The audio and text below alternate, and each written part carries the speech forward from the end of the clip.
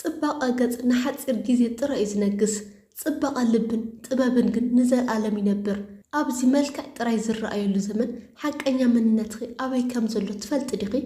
ክብርኺ ዘቃልሉ 7 ምልክታት ዕሽነትን ንዓኺ ዝሃንጹ ሓቅታትን ክነግረኪ ቀዳማይ ንግዳማዊ ጽባቐ ጥራይ እትነብር ጽባቐ ገጽ ከም ናይ ንግሆ ዛዕዛዕታ እዩ ንሓፂር ግዜ ደሚቑ ፀሓይ ምስ ዓረበት ግን ይሃስስ ሓንቲ ዘይተስተውዕል ጓል ኣንስተይቲ ኩሉ ወፍራ ጊዜኣን ገንዘባን ኣብቲ ብቐሊሉ ዝጠፍእ መፀባበቒ ክቡር ክዳውንትን ጊዜያዊ ብልጭልጭን ጥራይ እያ ተጥፍኦ እንተኾነ ግን እቲ ዝዓበየ ሃብታ ዝኾነ ውሽጣዊ ስነ ኣእምሮኣን ስነ ምግባራን ባዶ ይተርፍ መልክዕ ከም ዕንበባ እዩ ሎሚ ክደምቕ ጽባሕ ክደርቕ ናይ ግድን እዩ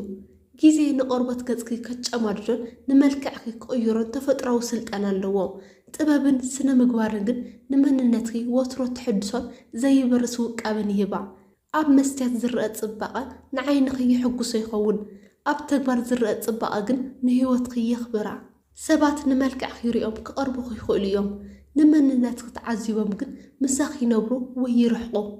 ጽባቐ ገጽ መእተዊ ማዕጾ ጥራይ እዩ እቲ ኣብ ውሽጡ ዘሎ ስነ ምግባር ግን እቲ ናይ ሓቂ መንበሪ ገዛ እዩ ስለዚ ኣብቲ ዘይበሊ ውሽጣዊ ጽባቐ ክወፍሪ ግበሪ ንሱ እዩ ንዘለዓለም ዘንጸባርቕ ካልኣይ ነውሪ ከም ነፃነት እትወስድ ጓል ኣንስተይቲ ናጽነት ማለት ዝደለኻዮ ምግባር ጥራይ ዘይኮነስ ነቲ ቁኑዕ ዘይኮነ ነገር ንኸይትገብሮ ንርእስኻ ምእዛዝ ማለት እዩ ይኹን እምበር ገለ ሰባት ንነውርን ስነ ምግባርን ዘይብሉ ኣካይዳን ንቡር ሕብረተሰባዊ ክብሪ ምጥሓስን ከም ስልጣነ ወይ ዘመናውነት ገይሮም ክወስድዎ ይረአዩ እዚ ግን ንባዕሉ ዓብይ ናይ ኣተሓሳስባ ባርነት እዩ ነውሪ ከም ጭላንጭል ብርሃን ንግዚኡ ጥራይ ዘብርህ ነባሪ ሰላምን ክብሪ ግን ኣይህብን እዩ ሓቀኛ ስልጣና ኣብ ኣካዳድናና ኣብ ኣዘራርባ ወይ ኣብ ምጥሓስ ክብርታት ዘይኮነስ ኣብቲ ንርእስኺ እተኽብርሉ ልዑል ስነ ምግባር እዩ ዝረአ ሓንቲ በላሕ ጓል ኣንስተይቲ ናጽነት ንክብራ መመላኽዒ እምበር ንመንነታ መሕሰር ክኸውን ኣይትፈቅድን እያ ሓቀኛ ናጽነት ንርእስኻ ምቁፅፃር እዩ ንስምዒትኺ ክትገዝኦ እንተዘይኽኢልኺ ናጽነት የብልኽን ማለት እዩ ክብርኺ ዝሕሉ ናጽነት ጥራይ ንመጻኢኺ ዘውሐስን ኣብ ቅድሚ ሰባትን ፈጣርን ሞገስ ዘልብሰኪ ነውሪ ጊዜያዊ ጫውጫውታ እዩ ክብሪ ግን ነባሪ መንነት እዩ ስለዚ ዘመናውነት ምስ ነውሪ ከይተሓዋውሲ ተጠንቀቒ ሳልሳይ ዋጋኣ ብቁፅርታት እትልክዕ ጓል ኣንስተይቲ ሶሻል ሚድያ ሓቀኛ መስትያት ኣይኮነን ዋጋኺ ኣብ በዝሒ ላይክ ወይ ፎሎወርስ ጥራይ ክትልክዕ እዮም ምፍታን ነቲ ኣዝዩ ክቡር መንነትኪ ኣብ ትሕቲ ኣጻብዕቲ ካልኦት ሰባት ከም ዝወድቕ ምግባር ማለት እዩ ዋጋኺ ብቁፅር ክትልክዕ እዮም ምስ ትጅምሪ ባርያ ርእቶ ሰባትን ተገዛኢት ናይቲ ኣፕሊኬሽን ትኾንለኺ ሰባት ስለ ዘጣቕዑልኺ ጥራይ ክብርቲ ምዃንኪ ክስምዐኪ ከሎ እቲ ጠቕዒት ምስ ኣቋረፀ ወይ እቲ ርእቶ ምስ ዝሓለ ባዶነት ጭንቀትን ክስምዐኪ ናይ ግድን እዩ እዚ ማለት መንነትኪ ኣብ ኢድኪ ዘይኮነስ ኣብ ኢድቶም ስክሪን ጥቡቕ ሰባት ኣሎ ማለት እዩ ሰባት ንስእልኺ ላይክ ክብልልኺ ይኽእሉ እዮም ንመንነትኪ ንፃዕርኪ ግን ኣይፈልጥዎን ስእሊ መልክዕኪ ጥራይ እዩ ዘርኢ መንነትኪ ግን ካብ ስክሪን ስልኪ ንላዕሊ ዓሚቑን ክቡርን እዩ ዋጋኺ ካብቲ ኣብ ውሽጥኺ ዘሎ ስነ ምግባር ፍልጠትን ሰብኣውነትን እዩ ዝምንጩ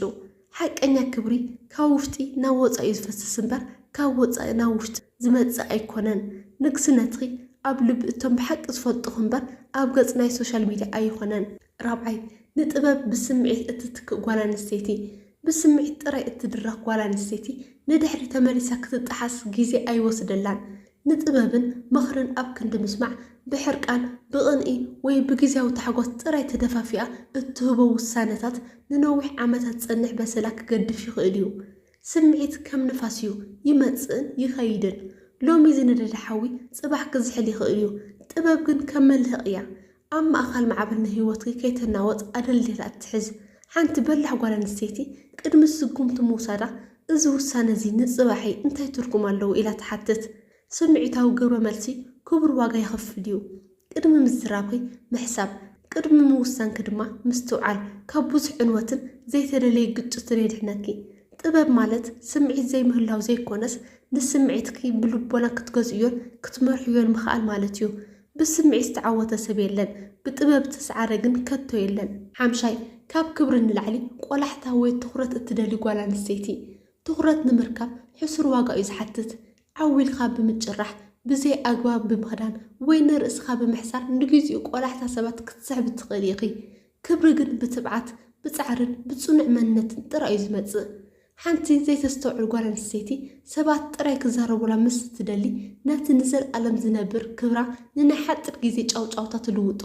ትኹረት ሰባት ልክዕ ከም ትክዩ ንቑሩብ ግዜ ይረኦሞ ቀልጢፉ ይበንን ክብሪ ግን ኣብ ልቢ ሰባት ዝቕረጽ ዘይመክኽ ስእሊ እዩ ትኹረት ዝደሊ ሰብ ኩሉ ግዜ ባርያ ናይ ካልኦት ሰባት ርእይቶ እዩ ሰባት እንተዘይርእዮሞ መንነቱ ዝጠፍኦ ይመስሎ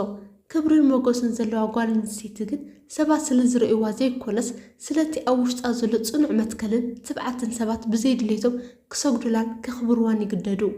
ትኹረት ሰባት ንግዚኡ ጥራይ ይሕጉሰኪ ይኸውን ክብሪ ግን ንዘለኣለም ፀጊብኺ ክትነብሪ ይገብረኪ ስለዚ ኩሉ ግዜ ቆላሕታ ሰባት ካብ ምስሓብ ንላዕሊ ክብሪ ሰባት ንምርካብ ብመንነት ክንበሪ ሻድሻይ ሚስጥር ንምዕቃብ ዘይትኽእልን ሓሜት ተዘውትር ጓል ኣንስተይቲ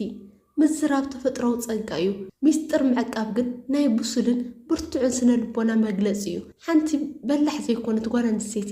ንሚስጥር ሰባትን ንውልቃዊ ህይወታን ከም መዘናግዒ ዕላል ትጥቀመሉ ብዛዕባ ካልኦት ሕማቕ ብምዝራብን ሚስጥር ብምውፃእን ንግዚኡ ትኹረት ክትረክብ ትፅዕር ይኸውን እንተኾነ ግን በዚ ተግባራ እምነት ሰባት ትኸስርን ክብራት ተቃልልን ሚስጥር ሰባት ማለት ሓደራ እዩ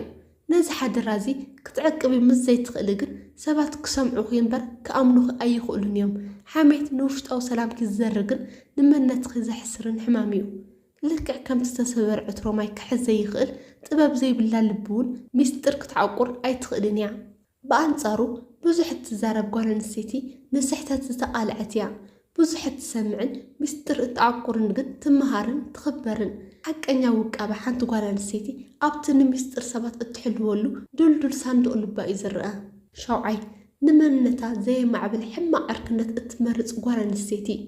መንነት ሓደ ሰብ ብዕሩኽ ይፍለጥ እዩ ሓንቲ ምስትውዓል ዝጎደላ ጓል ኣንስተይቲ ንመንነታ ናብ ታሕቲ ዝስሕቡ ኣብ ክንዲ ናብ ዕቤት ናብ ዘይረብሕ ወረን ሕማቕ ስነ ምግባር ዝደፋፍእዋ ዕሩኽ ትመርፅ በይነይ ንኸይተርፍ ብዝብል ድኹም ስምዒት ከዓ ኣብቲ ንዓ ዘየማዕብል ጉጅለ ተኣሲራ ትተርፍ ዕርክነት ልክዕ ከም ጨና እዩ ምስ ዝውዓልካ ኢኻ ትሸትት በላሕ ጓል ኣንስተይቲ ነቶም ናብ ብርሃን ዝመርሕዋን መንነታ ዝሃንፁን ትመርፅ ዘይተስተውዕል ግን ብሕማቕ ዕሩኽ ተዓፊና ብቕዓታ ተጥፍእ በላሕ ጓል ኣንስተይቲ ማለት ውሽጣ ብጥበብ ዝመልአት ግዳማ ብኽብሪ ዝተሸፈነት ኣካይዳ ከዓ ብምስትውዓል ተሰነይ እዩ ካብ ግዳማዊ ብልጭልጭ ወፂና ኣብቲ ዘይመውት ውሽጣዊ ስነ ምግባርና ክንሃንፅ ከለና ኢና ሓቀኛታት ንኸውን ንሎሚ ዘዳልኹልኩም መደብ እዚ ይመስል እዛ ቪድዮ ጠቃሚት ኮይና እንተረኺብኩማ ላይክ ክትገብሩ ኣይትረስዑ ንቐፃሊ ተመሳሳሊ ትሕዝቶታት ንምክትታል ድማ ሰብስክራይብ ብምግባር ስድራ ቤትና ሁኑ